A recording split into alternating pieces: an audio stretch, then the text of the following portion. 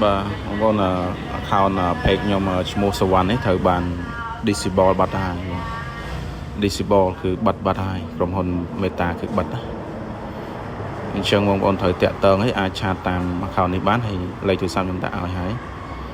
បាទស្ដាយមែនទេបងប្អូន account ខ្ញុំគឺលក់ដូរប្រហែលជា6 7ឆ្នាំហើយបងប្អូនអញ្ចឹង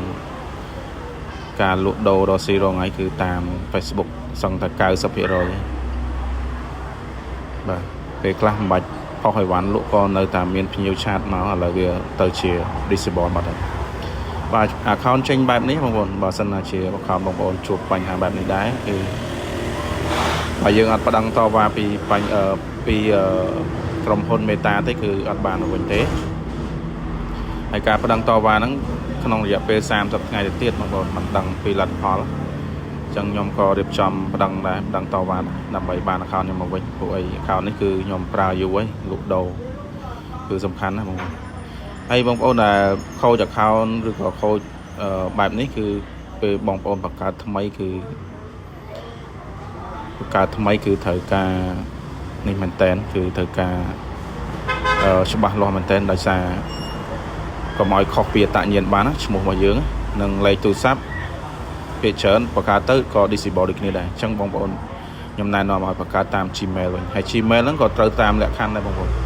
ដាក់លេខទូរស័ព្ទឲ្យបានត្រឹមត្រូវហើយឈ្មោះឲ្យបានត្រឹមត្រូវតាមនាមតកូលនាមខ្លួនដែលយើងប្រើប្រាស់តញ្ញាណប័ណ្ណហ្នឹងបងប្អូនថ្ងៃខែឆ្នាំកំណត់ជាដើម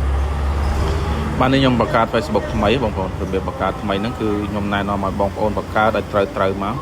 ឈ្មោះយើងមិនបង្កើតចឹងមកដើម្បីបានលេងតទៀតអញ្ចឹងមើលពេលដែលបងប្អូនបង្កើតហើយគឺមិនទាន់បានប្រើភ្លាមទេបងប្អូនកុំមិនមែនដូចមុនបង្កើតហើយលេងបានភ្លាមទេណាគឺរយៈពេល1ម៉ោងមិនយើងលេងបានអញ្ចឹងនេះជាបទពិសោធន៍ខ្ញុំដែរខ្ញុំបង្កើត2 account ក៏ខូចទាំង2 account ទៀតហើយក៏តាមលក្ខខណ្ឌដែរតែនៅតែខូចអញ្ចឹងការបង្កើតថ្មីគឺនេះមែនតើពិបាកមែនតើដោយសារមានការផ្ទៀងទាត់មុខមានការ scan មុខមានការផ្ទៀងទាត់តាមក្រុមហ៊ុន Meta ដែលត្រូវមើលតាមលក្ខខណ្ឌបើខុសលក្ខខណ្ឌគឺមិនអាចលេងបានមិនអាចចូលបានទេបងប្អូនអញ្ចឹងបងប្អូនបង្កើតហើយព្យាយាមបង្កើតហើយគឺយើងទុករយៈពេល1ម៉ោងសិនហើយចាំ log in ចូលទៅអញ្ចឹងពិធីបង្កើតហ្នឹងគឺខ្ញុំមិនបាច់ប្រាប់ទេបងប្អូនប្រហែលជាចេះឬក៏មិនចេះយើងអាចមើលតាមហ្នឹងទេទៅនេះខ្ញុំបង្កើតហើយបាននេះខ្ញុំបង្កើតរួចហើយក៏ខ្ញុំ log in រួចហើយ scan មុខ scan អី